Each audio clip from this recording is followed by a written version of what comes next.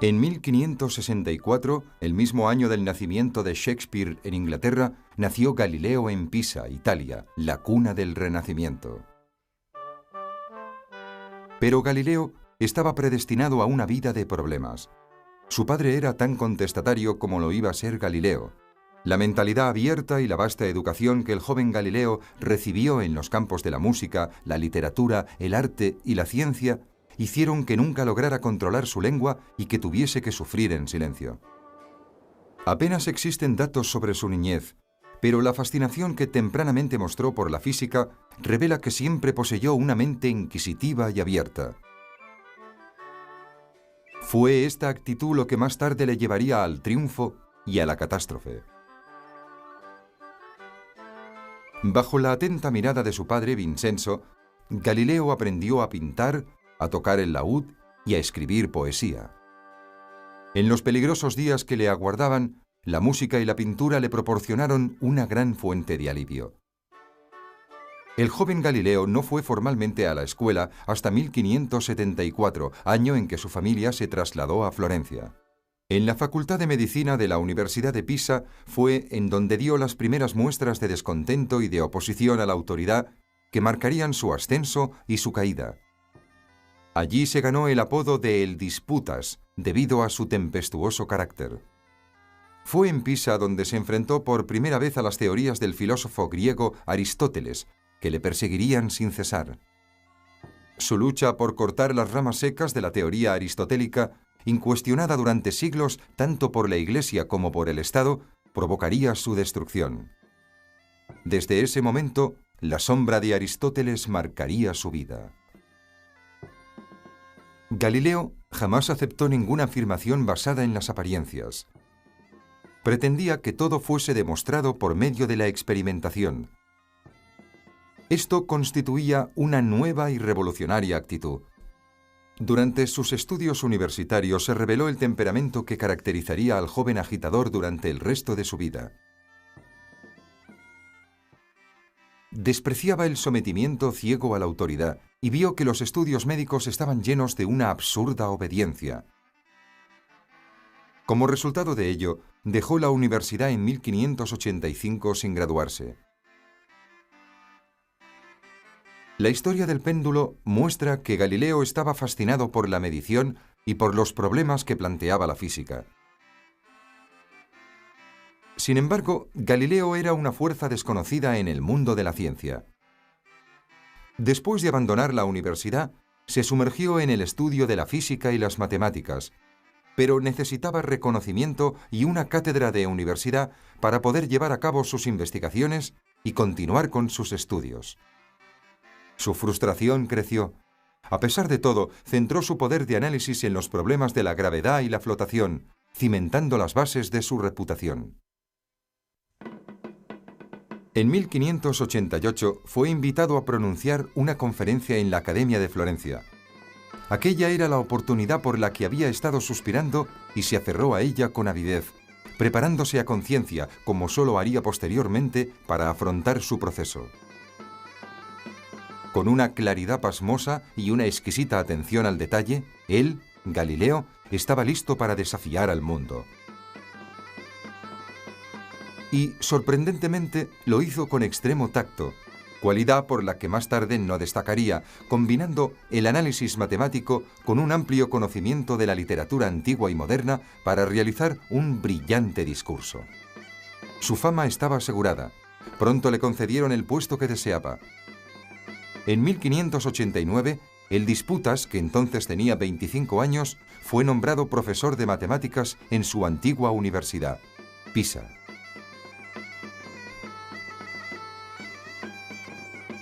Allí iba a hacer honor a su apodo. Desde su nuevo estatus, recién adquirido, arrasaría el pensamiento de miras estrechas y aplastaría el peso muerto de la autoridad ignorante. Su ataque comenzó de inmediato. La aproximación a la ciencia de Galileo era innovadora y revolucionaria. En una época de supersticiones, estaba decidido a hacer tabla rasa, empleando las matemáticas para resolver los problemas de la física y el análisis geométrico y numérico para explicar el funcionamiento del mundo. puso los cimientos de la investigación moderna. Sin embargo, en esta aproximación estaba la semilla de su ruina, ya que en su tratado, De Motu, en movimiento, escrito en esta época, se mostraba abierto a la idea de que la Tierra rota sobre su propio eje. De ahí a aceptar y defender la teoría formulada por primera vez por el astrónomo polaco Nicolás Copérnico, fallecido unos 45 años antes, solo había un paso. Copérnico había afirmado que la Tierra se movía a lo largo de una órbita alrededor del Sol y que no era el centro del universo.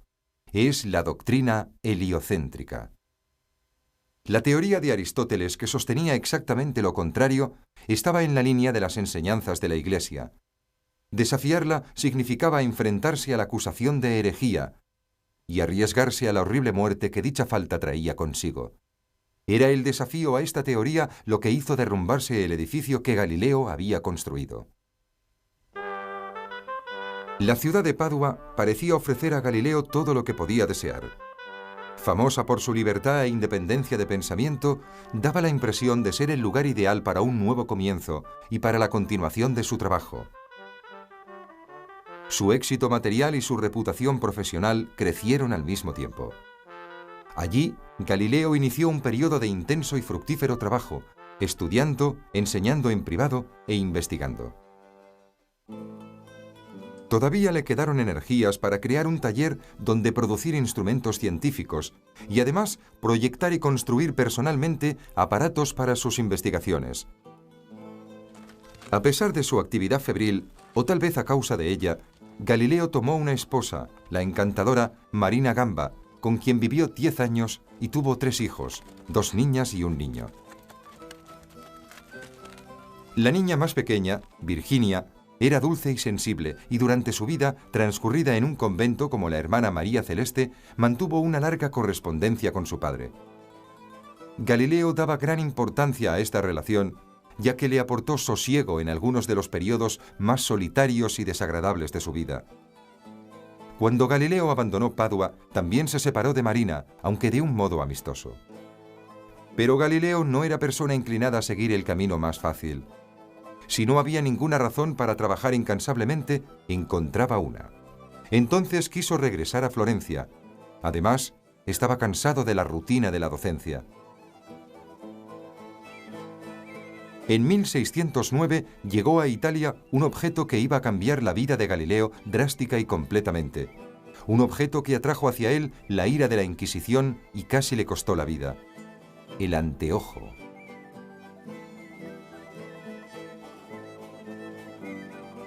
Aunque aquel anteojo era rudimentario y no era más que un juguete innovador, despertó un entusiasmo febril en Italia. Pero en manos de Galileo iba a alterar el modo en que la humanidad percibía el mundo de un modo profundo e irrevocable. Tan pronto como pudo, Galileo obtuvo una descripción del instrumento y aquella misma noche se dedicó a la construcción del primer telescopio. La oportunidad de dar su siguiente paso hacia adelante no iba a tardar en presentarse. Cuando el Senado estaba considerando si comprar o no uno de esos nuevos instrumentos, Galileo se ofreció de inmediato para construir uno mejor. Para su regocijo, el Senado aceptó esperar a ver lo que era capaz de hacer. Galileo se puso a trabajar de inmediato, utilizando las mejores lentes venecianas, probando y rechazando modelos una y otra vez, luchando con los problemas de distorsión y aumento, hasta que a finales de agosto consiguió terminar un telescopio que sin duda iba a ensalzar su reputación, pues aumentaba en 9 veces la visión de cualquier objeto. Cuando lo presentó ante el Senado, el éxito fue instantáneo. Eso le reportó la cátedra vitalicia de matemáticas en la Universidad de Padua, además de un salario de 1000 florines anuales. Eso era solo el principio. Galileo transformó completamente su taller para orientarlo a la producción de telescopios, en un intento de conseguir una magnificación de las imágenes aún mayor. Pasó poco tiempo antes de que lo lograra y consiguió construir un telescopio de 30 aumentos. Fue este telescopio el que dirigió emocionado hacia los astros. Lo que vio Galileo a través de su telescopio le dejó anonadado. Los cielos abrieron las puertas de sus secretos y maravillas.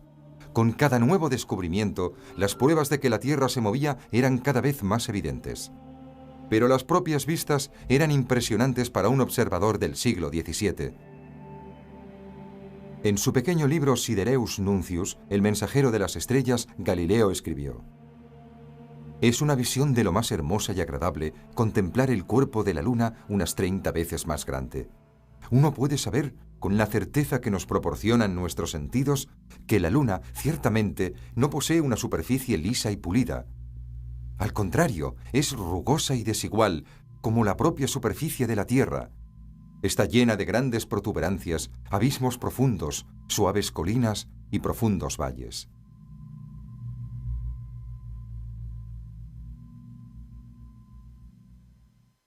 Aristóteles había afirmado lo contrario. Los descubrimientos se sucedieron a raudales. La Vía Láctea resultó ser una retahíla de estrellas. Había estrellas que jamás se habían observado antes. Tan numerosas, dijo Galileo, que casi está más allá de lo concebible. Luego descubrió que los 4 satélites de Júpiter, de hecho, orbitaban a su alrededor. Estaba a punto de remachar otro clavo en el ataúd de la teoría aristotélica.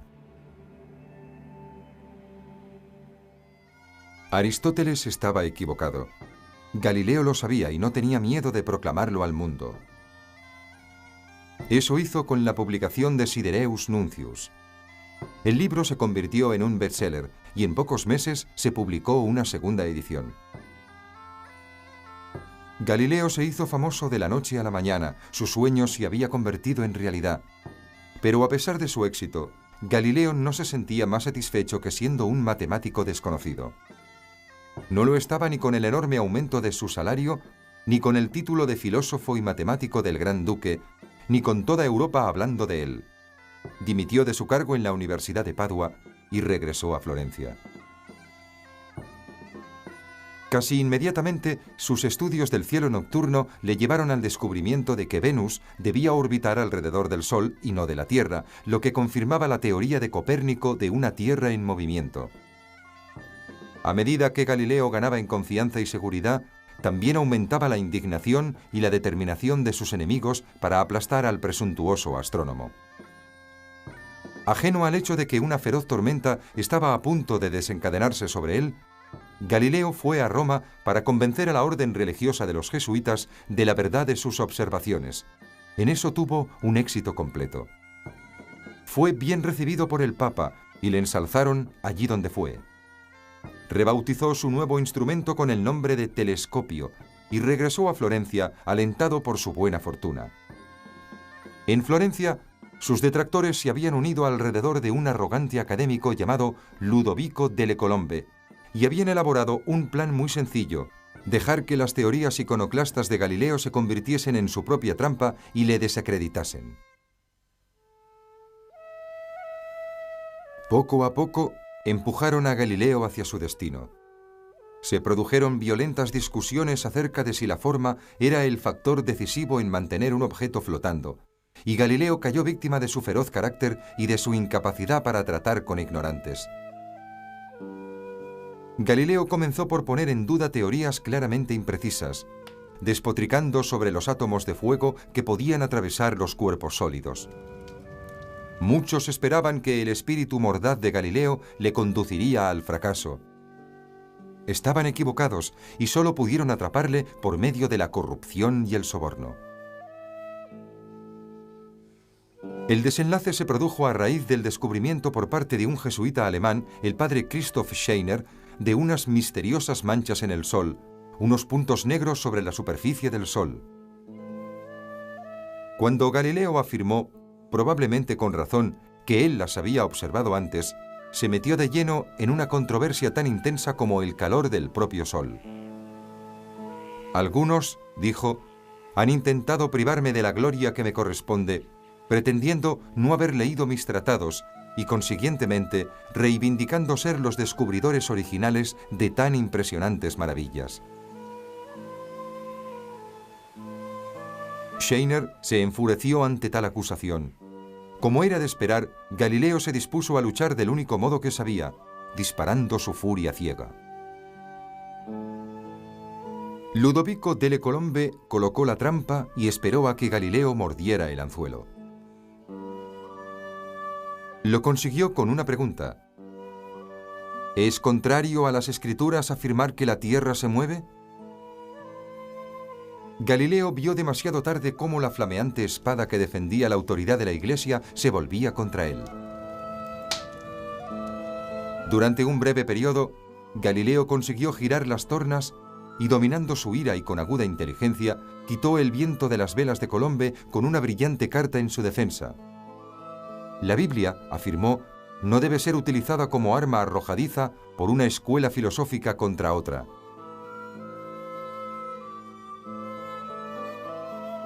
En diciembre de 1614, los oscuros nubarrones se cernieron sobre Galileo con una intensidad que ni siquiera sus satisfechos enemigos hubieran podido prever.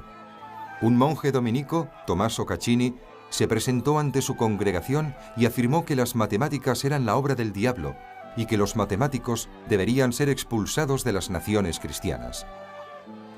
La idea de que la Tierra se mueve, proclamó Caccini, es equivalente a una herejía, y el castigo por herejía era ser quemado vivo en la hoguera.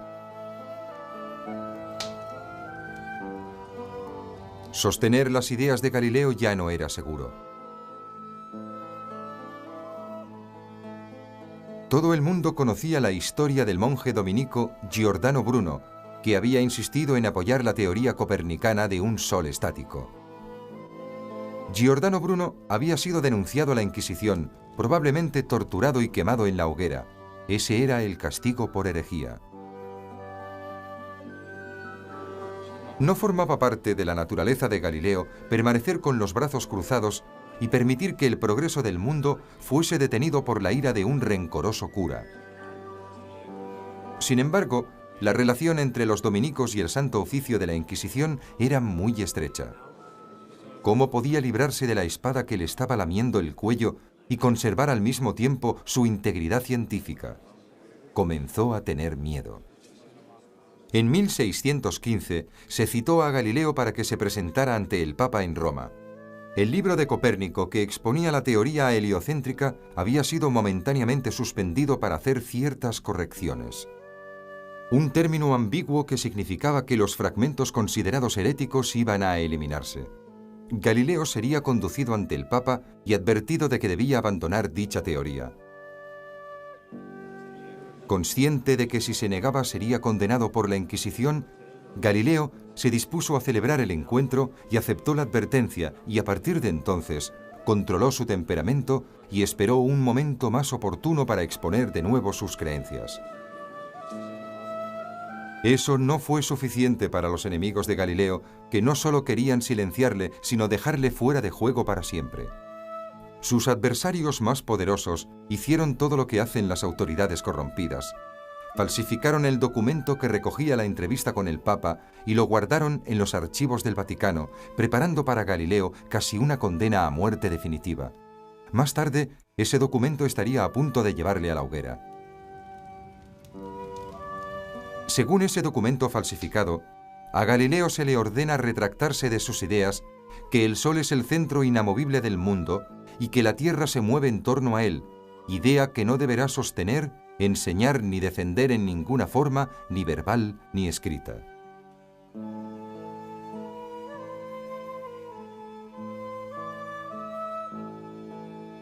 Sin embargo, en lo que respecta a Galileo, la copa envenenada había pasado y volvió de nuevo a sus experimentos científicos. Su interés en la óptica le llevó a la invención del microscopio, al tiempo que estaba concentrado en la medición de la aceleración de los objetos en caída. Pero la controversia continuó. Galileo era incapaz de mantener la boca cerrada cuando se le desafiaba, y sus escritos eran inimitables. Era un maestro de la prosa y de la sátira, claro y agudo como la hoja de una daga. El amigo de Galileo, Maffeo Barerini, se convirtió en el Papa Urbano VIII. El futuro parecía lleno de promesas, pero Galileo pronto iba a descubrir lo engañado que estaba. En 1632, cuando Galileo tenía 68 años de edad, terminó el Diálogo sobre los dos máximos sistemas del mundo, una disertación sobre todos los puntos que él trataba de defender. Fue un intento de volver a presentar su teoría de la Tierra en movimiento y una verdadera joya literaria. Galileo había calculado mal, y la aparición del libro fue como si se tirase de cabeza contra el suelo. El Papa Urbano VIII se enfureció ante aquel acto de abierto desafío. Los jesuitas, dando escape a años de resentimiento, hicieron todo lo que pudieron para avivar la ira del pontífice. El libro fue suspendido y sometido a un concienzudo examen. Cuando Galileo se dio cuenta del resultado, se quedó totalmente mudo, sorprendente para un hombre como él. El diálogo fue considerado inaceptable para la Iglesia, pero todavía iba a suceder algo peor. El Papa convocó a la Inquisición, lo que condujo a Galileo a una situación realmente crítica. Galileo se encontraba en un estado de shock cuando la Inquisición de Florencia llamó a su casa con una acusación formal. Le ordenó que se presentara en Roma antes de 30 días para responder a los cargos que pesaban contra él. Era justo la noticia que más temía. Galileo iba a ser acusado de herejía y procesado. En Roma se celebraron una serie de vistas e interrogatorios para poner a prueba las convicciones y la inteligencia de Galileo. Como en la primera ocasión, y aunque estaba débil y enfermo, se defendió con habilidad y brillantez, intentando superar a sus detractores por medio de la oratoria.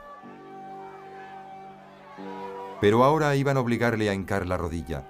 No era aquel el momento para su prosa satírica. Estaba luchando por su vida, por su honor, por la verdad. De los archivos del Vaticano llegó el documento falsificado en el que se le ordenaban no sostener, enseñar ni defender la teoría copernicana en ninguna forma. Galileo protestó y afirmó que dicho documento no recogía los hechos correctamente. Pero sus esfuerzos fueron en vano. Los diálogos iban claramente contra esa orden. No había salida posible. La Inquisición no se andaba con sutilezas. Sabía cómo hacer confesar a la gente. Buscaba un punto débil en el acusado, a menos que éste admitiese su culpabilidad. Sus amigos suplicaron a Galileo que se declarara culpable. Tragarse el orgullo y la vanidad, admitir haber olvidado que había sido advertido y abandonar la teoría de que la Tierra se movía para seguir vivo.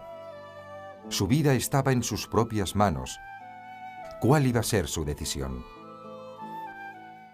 No había posibilidad alguna de defender su postura. Para Galileo, la decisión era clara. ¿Valía la pena morir por la verdad? ¿Debía soportar la cárcel, la tortura y ser quemado en la hoguera por sus creencias científicas? ¿Debía sacrificarse por los principios que sabía que eran ciertos? En última instancia, ¿poseía el coraje para afrontar el martirio en aras de la ciencia? Con las llamas bailando en su mente y los gritos de otros herejes resonándole en la mente, Galileo compareció de nuevo ante el comisario general de la Inquisición y sus ayudantes. El orgulloso y arrogante indagador de la verdad iba a ser obligado a confesar su pecado. Su humillación fue completa. Mi error ha sido, lo confieso, la vanidad, la ambición de gloria, la pura ignorancia y el descuido.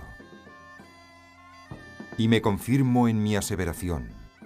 No he sostenido ni sostengo como verdadera la opinión que ha sido condenada del movimiento de la Tierra y la inmovilidad del Sol. Si me concedieran, como yo deseo, los medios y el tiempo para presentar una clara demostración de ello, estoy listo para hacerla. Habiendo confesado, Galileo esperaba una sentencia clemente, pero su antiguo amigo, el Papa, quería venganza. Su deseo era destruir a Galileo. La sentencia fue severa. Postrado de rodillas, un hombre anciano y enfermo esperaba temblando de miedo bajo la larga túnica. Su sentencia de prisión se confirmó, al igual que la prohibición de su libro. Pero solo más tarde llegó la parte más dura para el orgulloso genio. Yo, Galileo, hijo del finado Vincenzo Galilei, florentino, de 70 años de edad, he sido declarado por el Santo Oficio culpable de ser sospechoso de reiterada y vehemente herejía. Eso es como decir que he sostenido y creído que el Sol era el centro inamovible del universo, y que la Tierra no era el centro y se mueve. Con sincero corazón y una fe ciega, abjuro, maldigo y aborrezco de los errores y herejías anteriormente mencionados.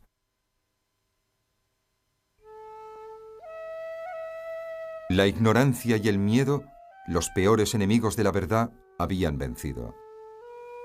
El progreso científico en Italia se detuvo en seco. El consuelo de haberle sido concedido regresar a Florencia se vio empañado por otro golpe amargo. Su amada hija, la hermana María Celeste, cuya correspondencia asidua siempre le había reconfortado, murió en la primavera del año siguiente. Galileo estaba destrozado. Parecía que no deseaba otra cosa que reunirse con su hija fallecida. Pero el espíritu combativo de Galileo no podía ser completamente destruido. Poco tiempo después, un forastero escribió que Galileo y sus amigos, en particular un hombre llamado Piccolomini, estaban esparciendo papeles por el suelo con tanto entusiasmo que uno no podía más que mostrar admiración. A los 74 años, publicó Los discursos y demostración matemática en torno a dos nuevas ciencias relacionadas con la mecánica. Lejos de estar acabado, de nuevo se lanzaba a la guerra contra Aristóteles, como haría un niño castigado injustamente. Era otra obra brillante en la que abordaba algunos de sus argumentos preferidos: el movimiento, la aceleración, la mecánica y la filosofía de la ciencia. Su frase, cualquier fuerza imprimida a un objeto hará que dicho objeto mantenga un movimiento uniforme, permanece como uno de los pilares fundamentales de la física, demostrando lo avanzado que era el pensamiento de Galileo. Pero al final, cuando se debilitó su vista y se quedó ciego, ya no pudo continuar con sus experimentos. Tras vivir lo suficiente para concluir la construcción de su calculador de satélites, con el que pretendía marcar las posiciones pasadas y futuras de los planetas, la brillante luz de su penetrante y abrasivo genio comenzó a vacilar para luego extinguirse. Galileo, el azote de los estrechos de miras y los ignorantes, murió en 1642.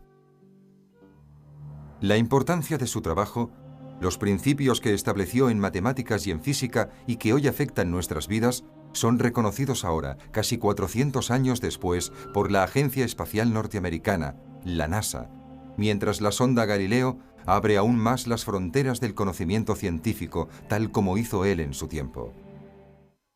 Aunque la fuerza de la ignorancia goza del poder para asestar una terrible venganza sobre aquellos que osan interponerse en su camino, Galileo Galilei, un artista, un músico, un filósofo, un matemático, pero por encima de todo un pionero y un rebelde, se atrevió a defender y enfrentarse a todos en su persecución de la verdad. Todos nosotros tenemos con él una deuda inextinguible.